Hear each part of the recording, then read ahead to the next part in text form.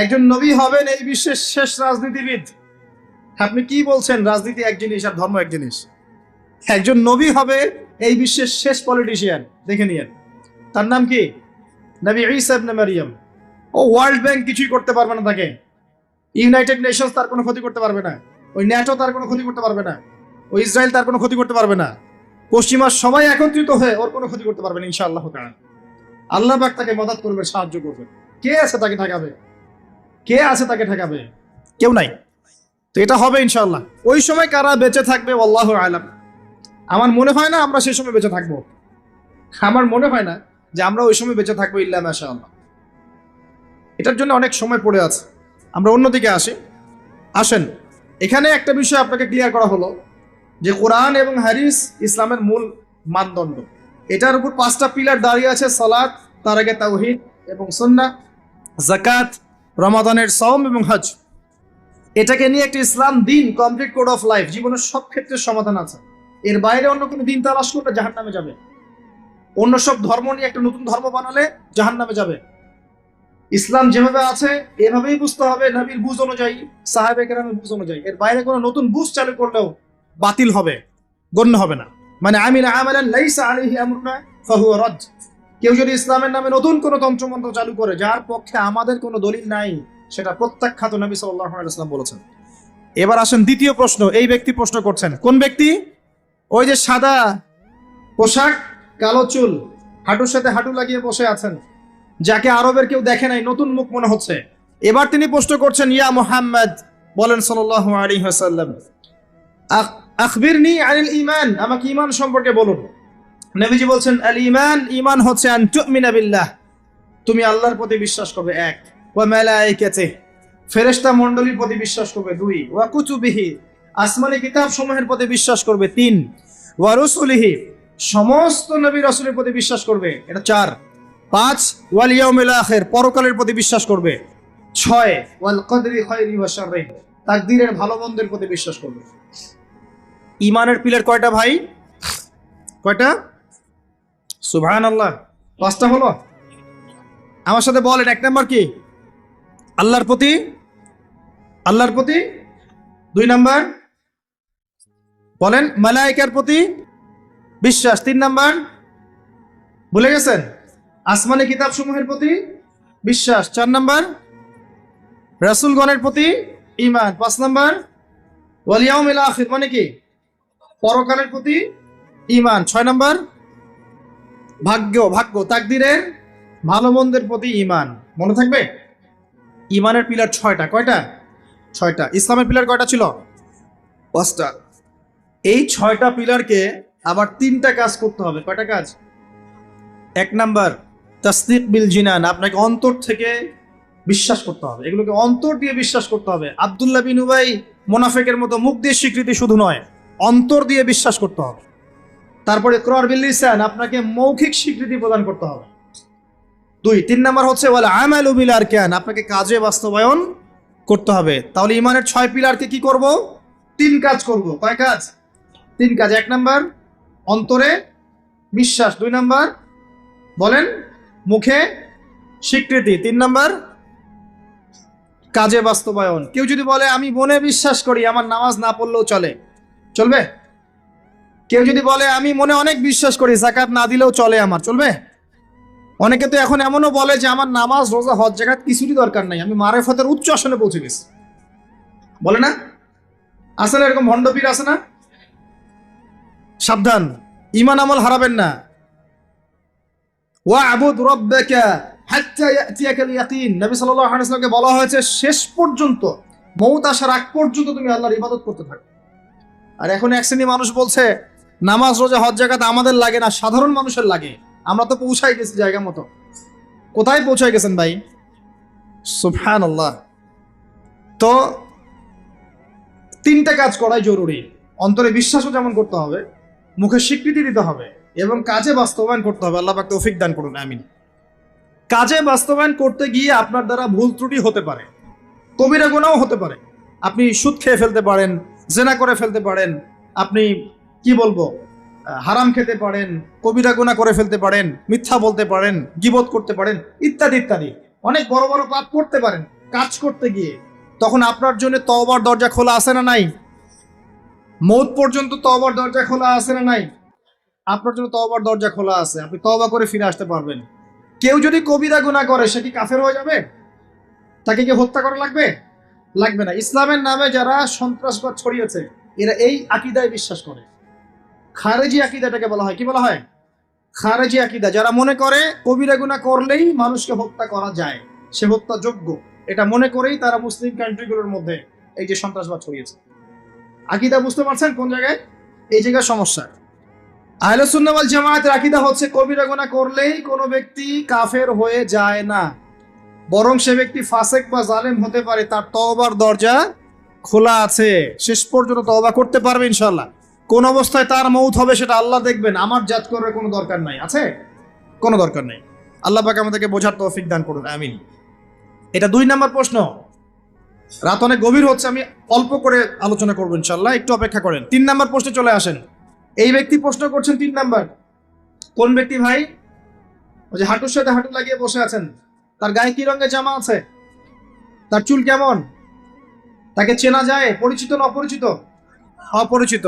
তিনি তৃতীয় প্রশ্ন করছেন, ইয়া মুহাম্মদ সাল্লাল্লাহু আলাইহি ওয়াসাল্লাম, আখবিরনি আনিল ইহসান, আমাকে ইহসান সম্পর্কে বলুন। ইহসান কি জিনিস, এই সম্পর্কে আমাকে বলেন। এবার আমাদের নবীজি বলছেন, আল ইহসান, ইহসান হচ্ছে আন তা'বুদাল্লাহা কাআন্নাকা তারাহ। খুব ভালো করে বোঝেন এই জায়গাটা। আন তা'বুদাল্লাহা কাআন্নাকা তারাহ, তুমি এমন ভাবে আল্লাহর ইবাদত করবে যেন তুমি আল্লাহকে দেখতে পাচ্ছ। কথা কি বুঝতে পারছেন? তুমি এমন ভাবে আল্লাহর ইবাদত করবে যেন তুমি আল্লাহকে দেখতে পাচ্ছ, মানে আল্লাহ কনসিয়াসনেস। আপনি নামাজ পড়ছেন, মনে মনে চিন্তা করছেন আল্লাহ আমাকে দেখছেন। আপনি ব্যবসা করতে বসেছেন, মাপছেন, ওজন দিচ্ছেন, একটু কম বেশি দেওয়ার সুযোগ আছে, কাস্টমার দেখছেন আপনাকে, কিন্তু আপনি চিন্তা করছেন আল্লাহ আমাকে দেখছেন। আপনি কি বুঝতে পারছেন কি বোঝাতে আছে? আপনাকে একটা বিল পাস করতে দেওয়া হয়েছে, আপনার সুযোগ আছে এখানে দুর্নীতি করার, আপনাকে টেবিলের তল দিয়ে টাকাও দেওয়া হয়েছে, আপনি নেওয়ার আগে চিন্তা করছেন যে আল্লাহ আমাকে দেখছেন।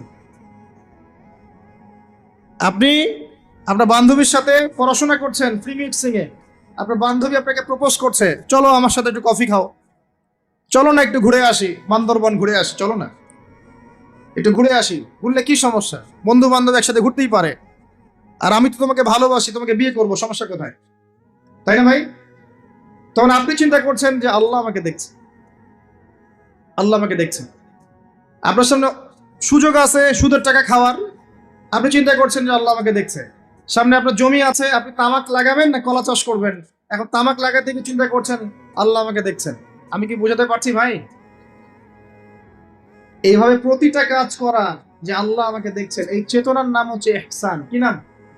এটা অনেক উচ্চ পর্যায়ে। এই পর্যায়ে গেলে মানুষ আল্লাহর মারিফত পেয়ে যায়, এই পর্যায়ে গেলে মানুষ আল্লাহকে পেয়ে যাবে ইনশাআল্লাহ তাআলা।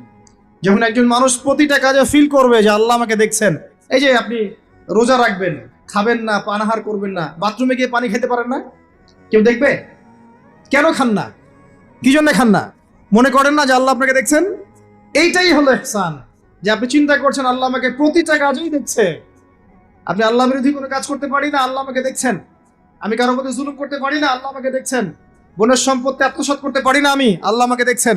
নামাজ না পড়ে আমি বাসায় ঘুমিয়ে থাকতে পারি না, আল্লাহ আমাকে দেখছেন। যাকাত না দিয়ে আমি থাকতে পারি না, আল্লাহ আমাকে দেখছেন। রমজানের রোজা না রেখে আমি থাকতে পারবো না, আল্লাহ আমাকে দেখছেন। আমি পর্দা না করে বেহায়ের মতো চলতে পারি না, আল্লাহ আমাকে দেখছেন। এই চেতনার নাম কি? ইহসান। মনে থাকবে ভাই। নবীজি বলছেন আনতা আবুদাল্লাহ কাআন্নাকা তারাহ ওয়া ইল্লাম তাকুন তারাহ, আর তুমি যদি আল্লাহকে সচক্ষে দেখতে না পারো, কারণ আল্লাহকে তো দুনিয়ার চোখ দিয়ে দেখা সম্ভব না, এটা মনের চোখ দিয়ে ফিল করা যায় আল্লাহ আমার কাছে আছে। যদি তুমি আল্লাহকে দেখতে না পারো তাহলে জেনে রেখো ওয়া ইল্লাম তাকুন তারাহ ফাইন্নাহু ইয়ারাক, যে আল্লাহ পাক তোমাকে দেখছেন।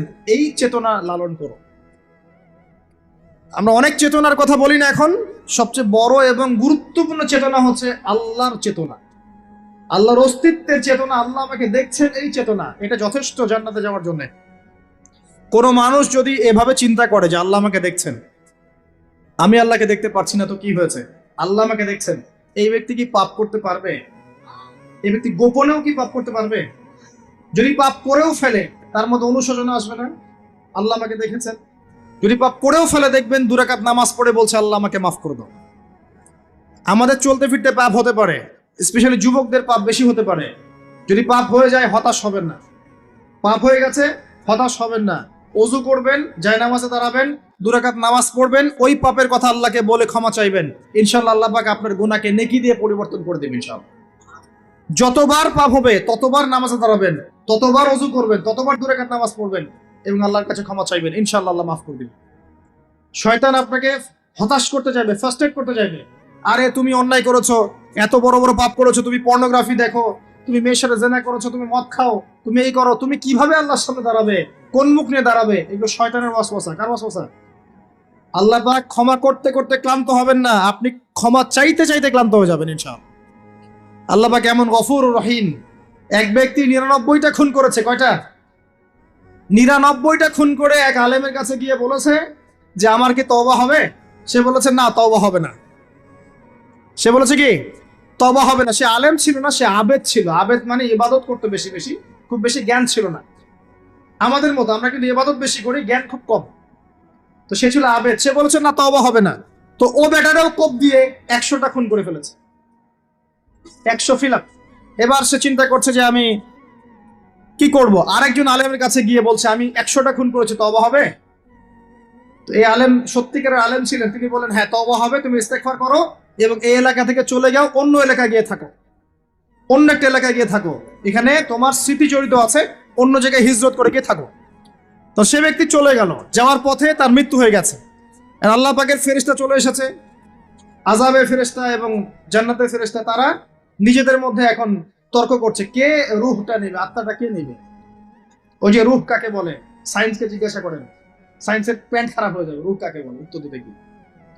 এখন আল্লাহ পাক এই বান্দাকে মাফ করতে চাচ্ছেন, তিনি কি করলেন? আল্লাহ পাক কৌশল করলেন। তিনি বললেন জমিনটা মেপে দেখো, ফেরেশতারা তোমরা জমিন মেপে দেখো, সে যেখান থেকে বের হয়েছে সেখানকার দূরত্ব বেশি না যেখানে যাচ্ছিল ওখানকার দূরত্ব বেশি। এবং আল্লাহ পাক জমিনকে আদেশ করলেন এই জমিন তুমি লম্বা হয়ে যাও। জমিন আল্লাহর আদেশ শোনে না? এই পাহাড় আল্লাহর আদেশ শোনে না? শোনে। পাহাড়ে যা হচ্ছে, আল্লাহ রাব্বুল আলামিনের গজব চলে আসলে এই পাহাড় দেখবেন মানুষের উপর গজব ফেলবে ইনশাআল্লাহ তাআলা। সমুদ্রের কিনারে যা হচ্ছে আমরা দেখে আসলাম যে নগ্নতা অশ্লীলতা চলছে, যখন আল্লাহ পাকের গজব আসবে দেখবেন সমুদ্র ভাসিয়ে দিবে সবাইকে, দেখেন ইনশাআল্লাহ। আল্লাহর আদেশ যখন চলে আসবে প্রকৃতি আল্লাহর কথা শুনবে।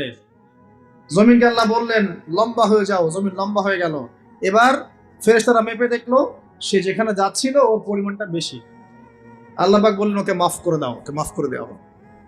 100 খুন করেছে। কত খুন? এটা বলে আপনাকে আমি খুন করতে উৎসাহিত করছি না, কথা কি বুঝতে পারছেন? আমি আপনাকে খুন করতে উৎসাহিত করছি না। আমি বলছি আল্লাহ পাকের দয়া এত প্রশস্ত যে আপনি পাপ করলে হতাশ হবেন না, হতাশ হয়ে যাবেন না। আমি অনেক পাপ করে ফেলেছি, আল্লাহ মাফ করবেন না, এমন চিন্তা করবেন না। আরেক ব্যক্তির ঘটনা আছে, এগুলো কিন্তু গল্প না, এগুলো বনী ইসরাইলের কাহিনী, সত্যিকারের ঘটনা। আরেক ব্যক্তি এত বেশি পাপ করেছিল যে নিশ্চিত যে আমি মারা গেলে জাহান্নামে যাব।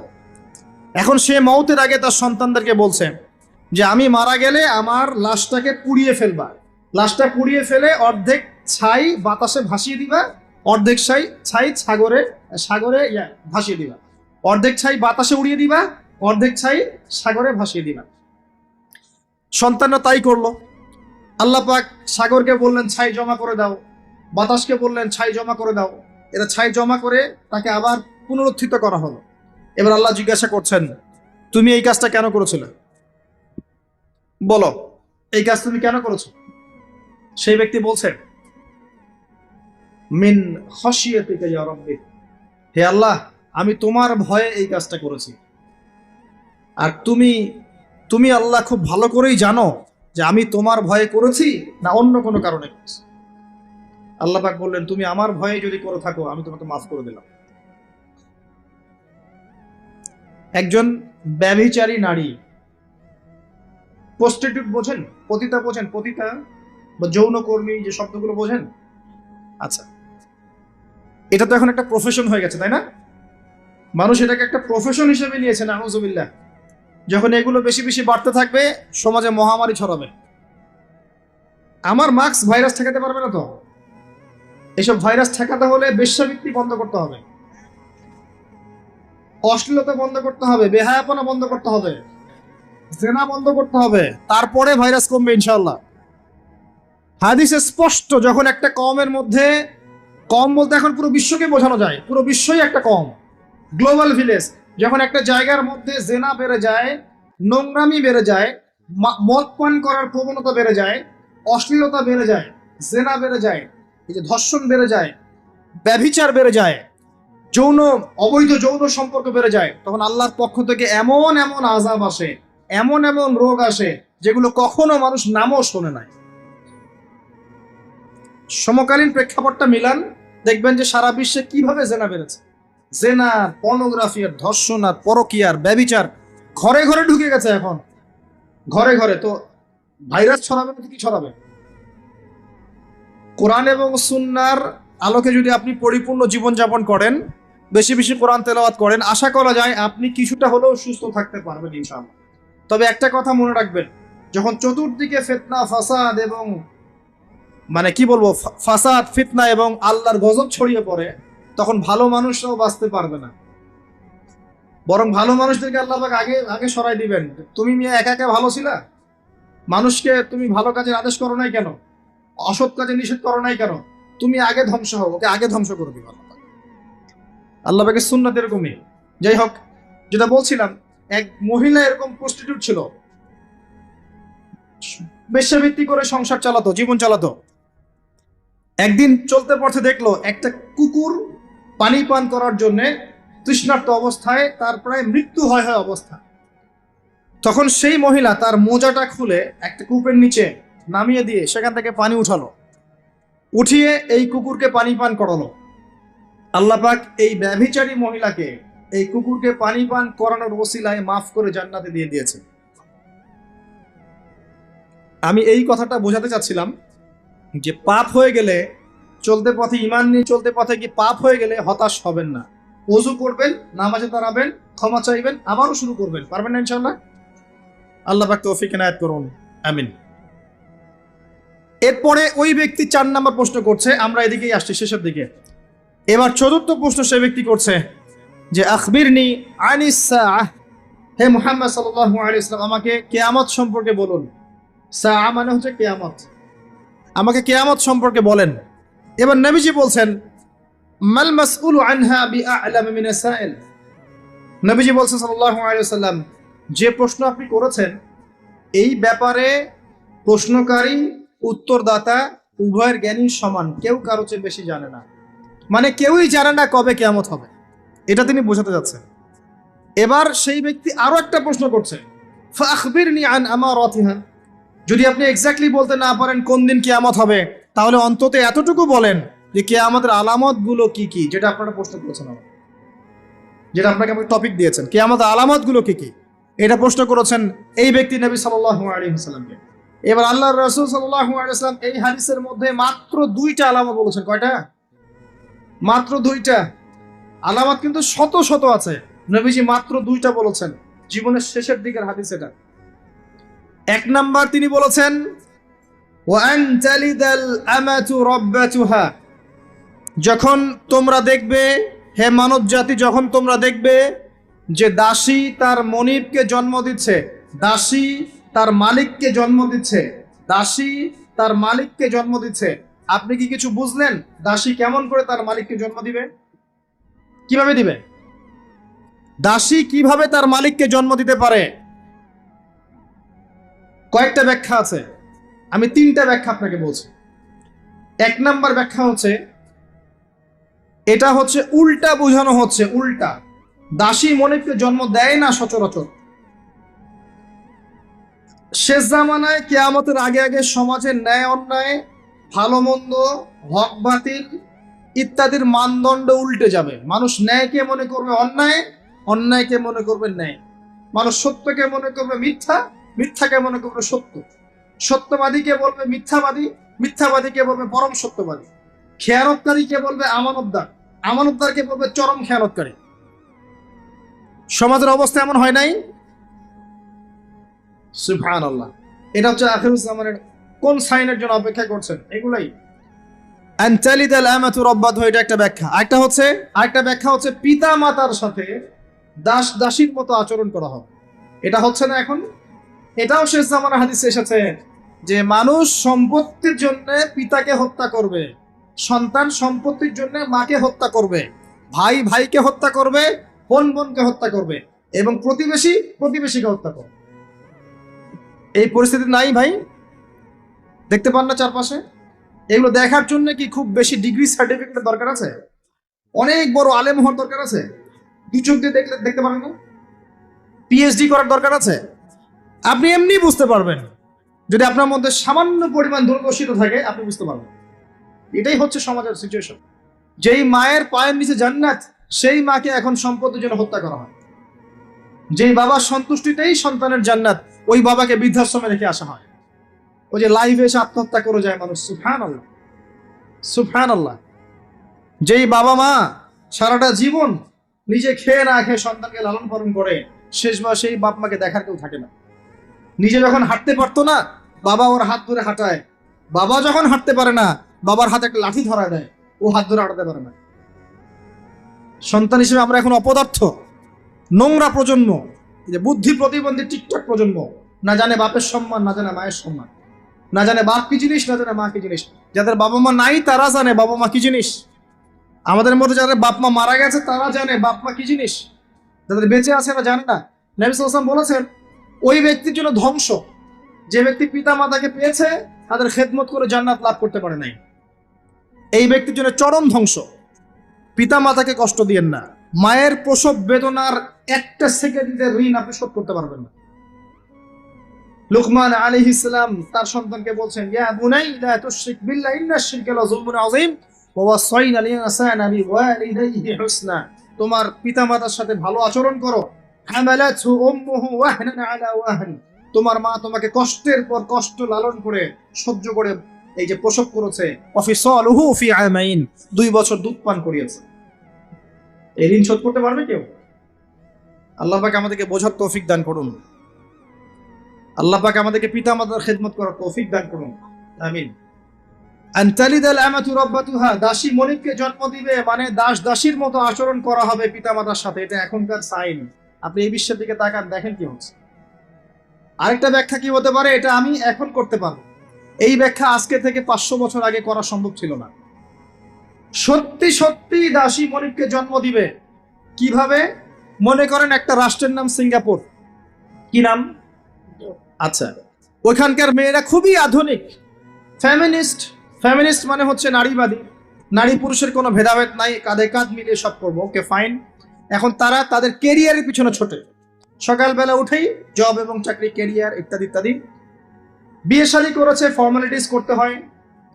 কেউ কেউ আবার ওই লিভ টুগেদার থাকে, কেউ কেউ মেয়ে মেয়েকে বিয়ে করে ইত্যাদি ইত্যাদি, কেউ ছেলে ছেলেকে বিয়ে করে, এমনও চলছে এখন আর কি। তো কেউ কেউ আবার ভুল করে বিয়ে করে ফেলেছে, এখন সন্তান হয়ে গেছে, একটা সন্তানকে তো মানুষ করার সুযোগ নাই, সন্তানকে ডে কেয়ার সেন্টার দিয়ে এসেছে। আবার কারো কারো সন্তান নেয়ার মতো সময়ই নাই, ক্যারিয়ার নিয়ে ব্যস্ত। কথা বুঝতে পারছেন? সন্তান 7 মাস 9 মাস পেটে ধারণ করব, আবার এই সিজার বা নর্মাল ডেলিভারি, আরো 2 বছর কষ্ট ইত্যাদি ইত্যাদি। দরকার কি সন্তান নেয়ার? কি করা যায়? দরিদ্র দেশগুলো থেকে মেয়েকে হায়ার করা হয়।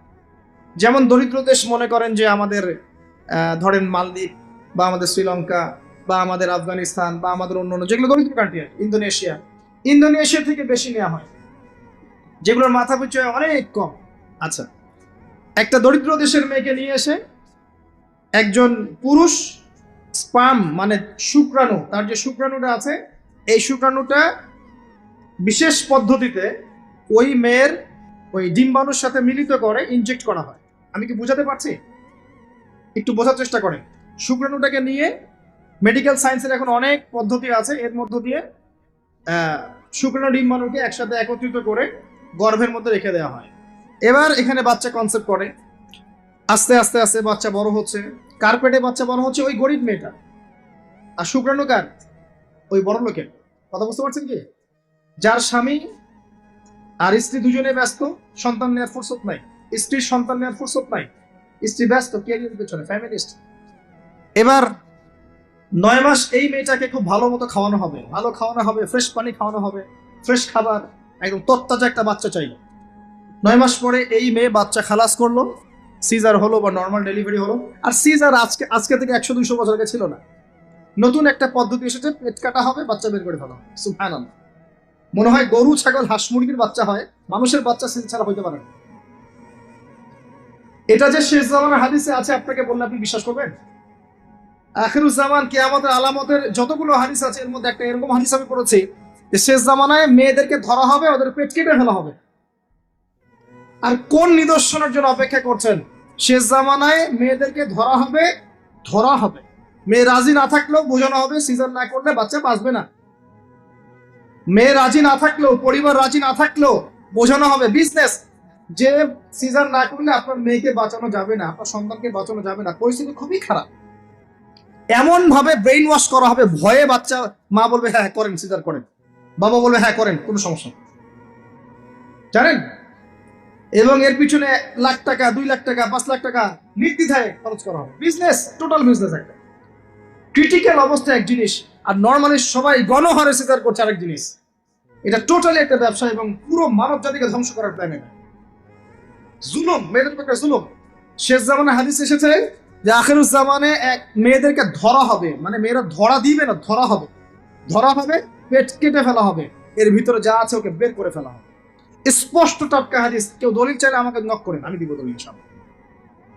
কোন সময়ের জন্য অপেক্ষা করছেন? এই সিজারিয়ান এই ট্রেডিশনটা আজকে থেকে 50 বছর আগে ছিল। আপনার দাদিরা কি এইভাবে সন্তান জন্ম দিয়েছে? তাদের 11টা বাচ্চা হইতো, 12টা 15টা বাচ্চা হইতো, আর আমার একটা দুটোতেই সিজার লাগে। গরু ছাগলের বাচ্চা হয়, আমাদের বাচ্চা হইতে পারে না? সুবহানাল্লাহ, সুবহানাল্লাহ। ইভেন আমার ক্ষেত্রে এমন হয়েছিল। 12 ঘন্টার মধ্যে না করলে আপনার ওয়াইফকে বাঁচানো যাবে না। বললাম ওয়াইফ বাঁচবে, নর্মালি হবে, নর্মালি করবে। আমি যাই না মাঝে দাঁড়ানো, আলটিমেটাম সময় দিচ্ছে যে সময়ের আগে হবে না, সময় এটা পার হয়ে গেলে সিরিয়াস অবস্থা, মারা যেতে পারে, মরবে না, এভাবেই হবে, করেন। এভাবেই হয়েছে, এভাবেই। আমি কথাটা এই জন্য বললাম যে যারা পুরুষ আছেন আপনারা এবং যারা সন্তানের বাবা হচ্ছেন, আপনারা আপনাদের স্ত্রীদের জীবনটাকে এভাবে ধ্বংসের মুখে ফেলে দিন না, ওদের কাছে জুলুম করেন না। আল্লাহ পাক প্রাকৃতিক নিয়ম দিয়েছেন, এভাবেই বাচ্চা হবে ইনশাআল্লাহ। ক্রিটিক্যাল অবস্থা এক জিনিস, একটা ক্রিটিক্যাল সিচুয়েশন হয়েছে, তখন আপনি করতে পারেন, সেটা আলাদা বিষয়। নর্মালি এমন একটা ট্রেডিশন বানাচ্ছেন কেন? ঘরে সিজার কি দরকার আছে? আশ্চর্য একটা ব্যাপার, আশ্চর্য। এরপরে দেখবেন আরো 2 বছর তাকে এই বোঝা বয়ে বেড়াতে হবে। যাই হোক, হাদিসের মধ্যে আসেন, এই যে বাচ্চাটাকে জন্ম দিল এই মেয়েটা, গরিব মেয়েটা, এবার এই মেয়েটাকে কিছু ডলার দেয়া হলো। তুমি 9 মাস গর্ভধারণ করেছো, তোমাকে পারিশ্রমিক দেওয়া হলো, বাচ্চাটা আমাকে দাও, তুমি বিদায় নাও। এই মেয়ে পারিশ্রমিক নিয়ে চলে আসলো। এখন এই যে বাচ্চাটা জন্ম নিল, এই বাচ্চাটা কার বাচ্চা? দাসীর না মনিবের? কার কার শুক্রাণু আছে? এই হচ্ছে হাদিসের ব্যাখ্যা। এখন করতে পারবেন আপনি ব্যাখ্যা, আজকে থেকে 500 বছর আগে এই ব্যাখ্যা করতে পারতেন না, কারণ এই ফিতনা 500 বছর আগে ছিল না, ছিল না। এই যে দাসী তার মনিবকে জন্ম দিয়ে চলে গেল। নবী সাল্লাল্লাহু আলাইহি ওয়াসাল্লাম 1400 বছর আগে বলেছেন এমন একটা সময় আসবে দাসী মনিবকে জন্ম দিবে। চিন্তা করেন, আর কতটুকু সময় বাকি আছে আপনার হাতে, আপনি ভাবতে দেখেন। আমি তো বেশি বললে সমস্যা, হজম হয় না কিছু মানুষের। খালি চোখ কান বন্ধ করে খাও দাও, ঘুমাও, 5 ওয়াক্ত নামাজ পড়ো, ব্যাস এনাফ। যখন সমস্যা আসবে তখন দেখা যাবে, এমন ভাব মানুষের আর কি। মনে করেন যে চাঁদ এবং পৃথিবী আছে একটা এই যে গ্রহণের মধ্যে। এখন অন্য একটা গ্রহাণু আসছে পৃথিবীর দিকে, ধেয়ে আসছে। অনেক সময় দেখা যায় না খবরে, ধেয়ে আসছে গ্রহাণু, দেখা যায় না? ধরেন ধেয়ে আসছে এবং বিজ্ঞানীরা নিশ্চিতভাবে বললো যে আগামী 10 বছরের মধ্যে এটা লেগে যাবে, আগামী 10 বছরের মধ্যে এটা পৃথিবীতে এসে পড়বে, বা 10 ঘন্টা পর পড়বে, বা 10 মাস পর পড়বে, এমনটা বলে দিল বিজ্ঞানীরা। এখন আপনি কি করবেন? আচ্ছা, যখন আসবে তখন দেখা যাবে, এত ব্যস্ত হওয়ার কিছু নাই, ঘুমাও, খাও, ফুর্তি করো, যেমন দিনকাল যাচ্ছে যাক, কোনো সমস্যা নেই। এখন আরেক দল মানুষ চিন্তা করছে ওই গ্রহাণুটাকে কিভাবে সরিয়ে দেওয়া যায়, সরিয়ে দিয়ে পৃথিবীকে কেমন করে বাঁচানো যায়। কারা বেশি স্মার্ট? ওরা সরানোর চেষ্টা করে না, ওরা বলে যে আমরা সরিয়ে দিব, ওখানে ধ্বংস করবো, ইত্যাদি ইত্যাদি। আর কেউ বলছে আচ্ছা আসুক, দেখা যাবে, সমস্যা নেই, মরতেই তো হবে একদিন, আসবে, সমস্যা কি? চমৎকার। তো এই যে একটা বুদ্ধিবৃত্তিক পরাজয়, এর ফলশ্রুতিতে আগামী প্রস্তুতি নিতে পারবে না মানুষ। সাহাবায়ে কেরাম রাদিয়াল্লাহু আনহু মসজিদে বসে একটা বিষয় নিয়ে কথা বলছেন, নবী সাল্লাল্লাহু আলাইহি ওয়াসাল্লাম পাশ দিয়ে যাচ্ছেন, জিজ্ঞাসা করলেন তোমরা কি নিয়ে কথা বলছো? সাহাবীরা বলছেন আমরা আলামাতুস সাআ নিয়ে কথা বলছি ইয়া রাসূলুল্লাহ, আমরা কিয়ামতের আলামত নিয়ে কথা বলছিলাম। সাহাবীরা কথা বলছেন কিয়ামতের আলামত নিয়ে, তাদের কোনো দরকার আছে কথা বলার? তারা তো জান্নাতে যাবেন সার্টিফিকেট প্রাপ্ত, তাদের কোনো দরকার আছে এগুলো চর্চা করার? তারা চর্চা করছেন, আলামত নিয়ে কথা বলছেন। নবীজি বললেন শোনো, 10টা আলামত না আসা পর্যন্ত কিয়ামত হবে না, এত টেনশন নিও না। 10টা আলামত না আসা পর্যন্ত কিয়ামত হবে না। দাজ্জাল, ঈসা ইবনে মারইয়াম, ইয়াজুজ মাজুজ, আপনার দাব্বাতুল আরদ, আপনার তিনটা ভূমিকম্প ইত্যাদি ইত্যাদি, এরকম 10টা আলামত আসবে, তারপর কিয়ামত হবে। তো সাহাবীরা যে বসে বসে কথা বলছেন কিয়ামত নিয়ে, তারা কি বুঝতেন না যে কি করা লাগবে ইসলামের জন্য, কি করা লাগবে না? নাকি আমি বেশি বুঝি? তারা কি জন্য কথা বলছিলেন? কারণ তারা আগামীর প্রস্তুতি যাতে গ্রহণ করতে পারেন। কেউ যদি মৃত্যুর আলোচনা করে, পরকালের আলোচনা করে, শেষ জামানের কথাবার্তা বলে, আলোচনা করে, এটা কি এই কারণে যে মানুষ হতাশ হয়ে বসে থাকবে, নাকি এই কারণে বরং তারা আরো উজ্জীবিত হোক এবং সময়টাকে কাজে লাগাক, আগামীর দিনগুলোকে ইবাদত করে কাটিয়ে দেয়? কোনটা উদ্দেশ্য? উদ্দেশ্য কোনটা? কিছু মানুষকে বোঝানো যায় না, কারণ লাহুম কুলুবুন লা ইয়াফকাহুনা বিহা, কলব আছে উপলব্ধি করে না। ওয়ালাহুম আযানুন লা ইয়াসমাউনা বিহা ওয়ালাহুম আ'য়ুনুন লা ইবসিরুনা বিহা উলাইকা কাল আনআম বাল হুম আদাল ফাউলাইকা হুমুল গাফিলুন। আমার আগের যে লেকচারার ছিলেন এই আয়াতটাকে তেলাওয়াত করেছেন না? শুনেন, আমি শুনছিলাম ওখান থেকে।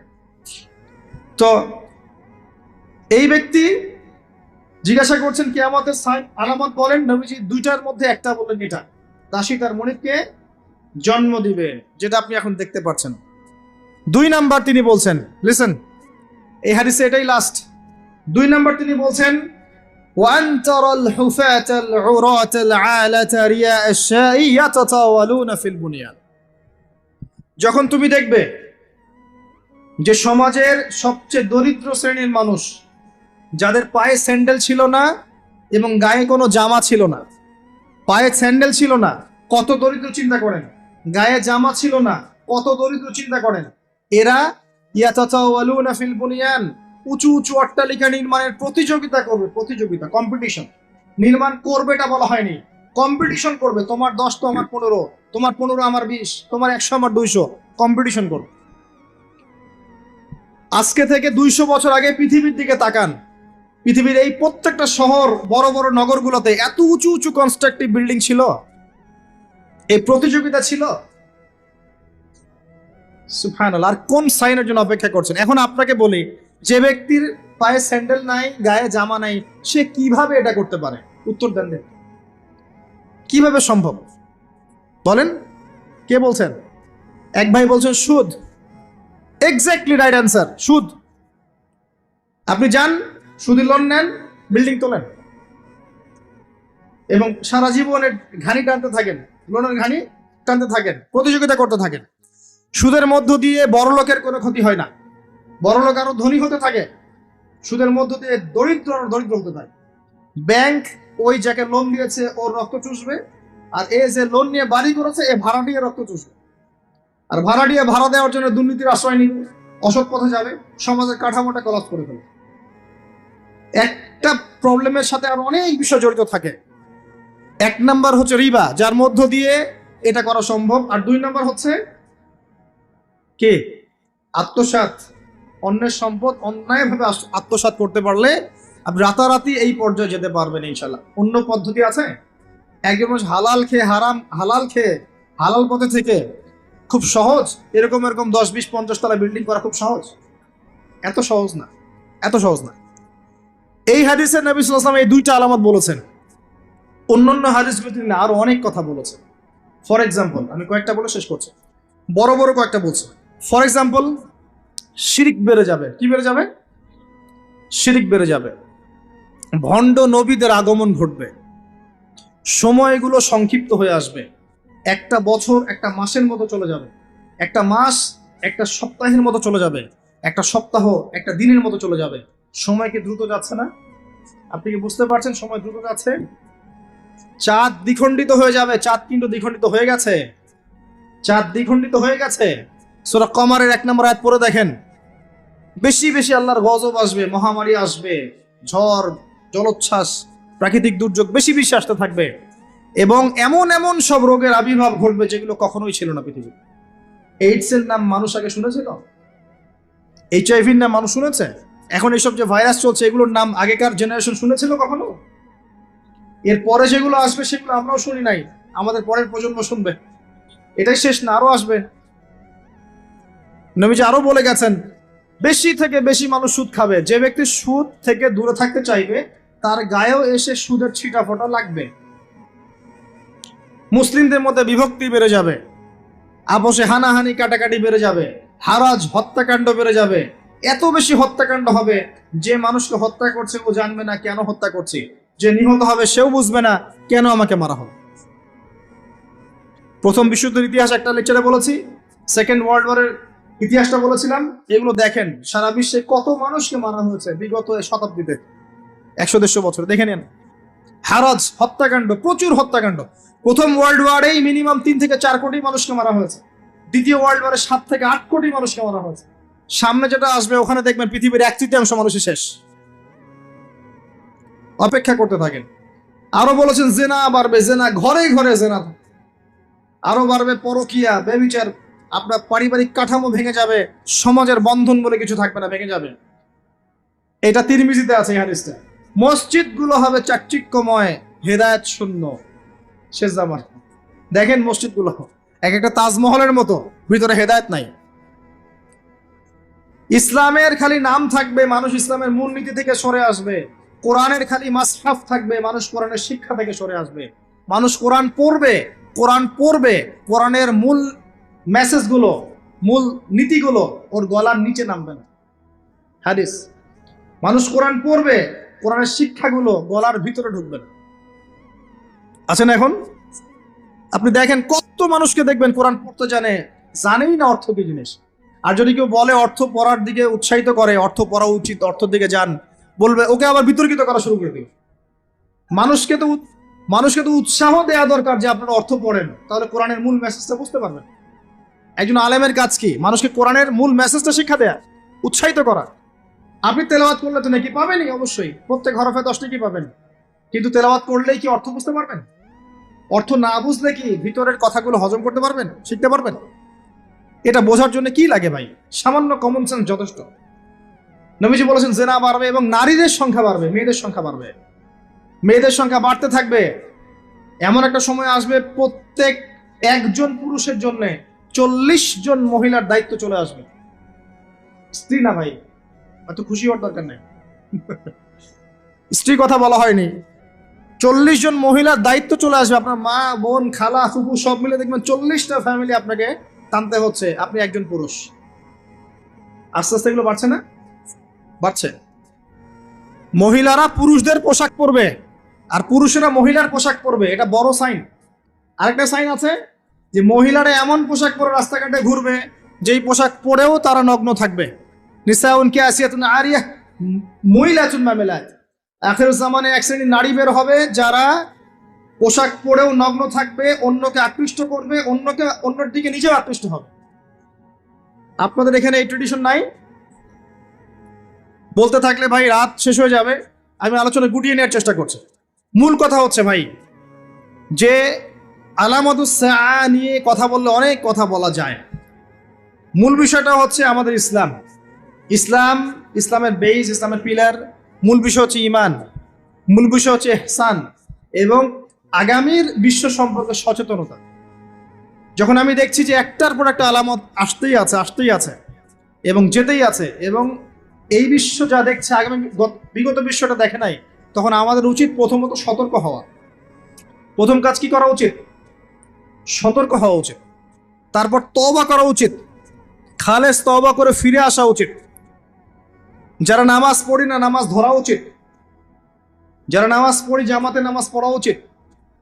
আমাদের উচিত হালাল রিজিক অন্বেষণ করা, আমাদের উচিত জ্ঞান অর্জন করা, পড়াশোনা করা, কোরআন হাদিস পড়াশোনা করা, গবেষণা করা, স্টাডি করা এবং সন্তানদেরকে এগুলো শেখানো।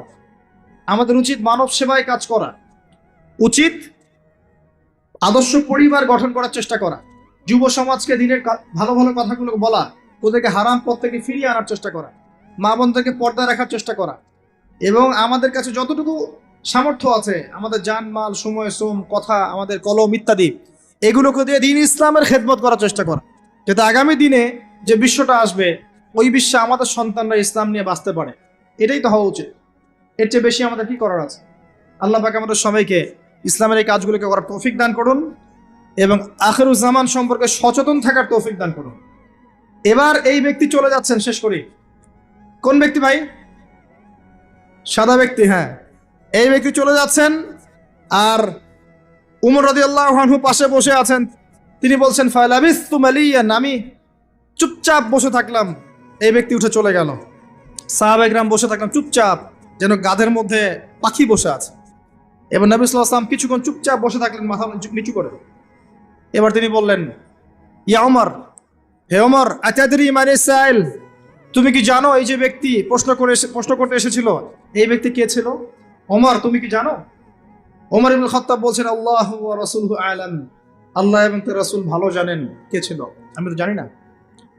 তখন নবী সাল্লাল্লাহু আলাইহি ওয়াসাল্লাম বলছেন, ইন্নাহু জিবরিল, এই ব্যক্তি ছিল জিবরাইল আলাইহিস সালাম। সুবহানাল্লাহ। আতাকুম ইউআল্লিমুকুম দীনাকুম, তিনি এসেছিলেন তোমাদেরকে তোমাদের দ্বীন ইসলাম শেখাতে। কি জন্য এসেছিলেন? প্রশ্নোত্তরের মাধ্যমে তোমাদেরকে তোমাদের দ্বীন ইসলাম শেখাতে এসেছেন।